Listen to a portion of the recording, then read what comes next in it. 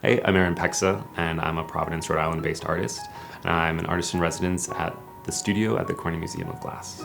With working with glass, my intent is not to make something, an object, be placed on a pedestal or hung on the wall, but to create environments that people can experience. You have the term, when applied to architecture, Gesamtkunstwerk, which means total work of art. An architect here in the US that you may be familiar with is Frank Lloyd Wright, who designed the light fixtures, the furniture of the house, all of that, to really have this fully composed piece of art. I do the same thing as far as making the glasses that people drink out of, the plates they eat off of, silkscreen textiles, wallpaper, lighting, video, soundtrack, all the elements that can actually create a multi-sensory experience and bring the experience that's in the video to the viewers in the exhibition space.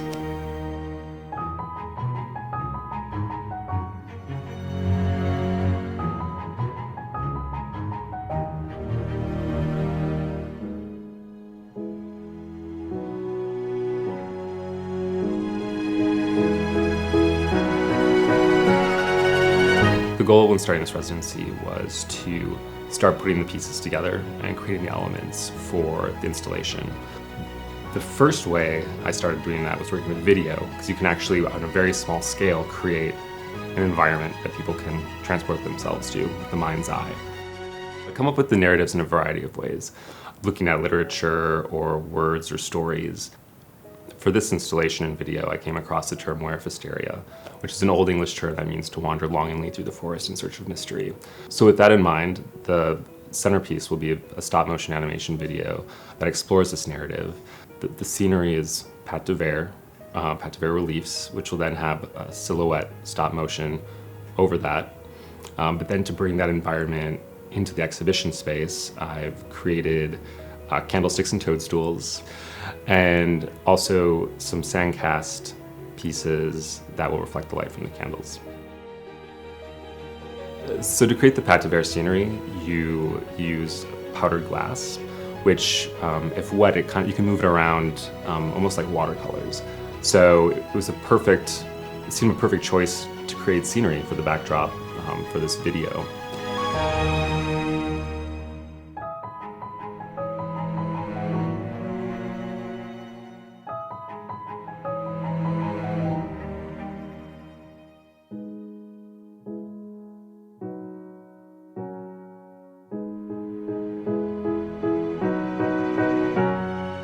I mean, it's really fun to be playing with the material for the first time in a new process. I had no kind of expectations.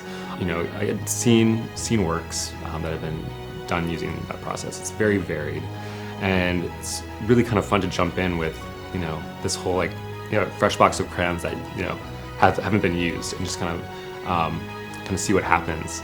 The most rewarding thing about being here in the studio is just the opportunity to play. I mean, I can't really think of another place where I could have gone and experimented with new materials in just such a concentrated time frame. With opportunities like this, I think it's important to keep it very open-ended, but to have a general goal for the end, so you have direction, but you don't have blinders on, and miss opportunities for exploration. In creating these installations, I start with building the elements, but then once it gets a home and a space, then that's actually how everything kind of gets finished off. So coming here was a great way to get started and to start, planting seeds for what will ultimately be an immersive installation.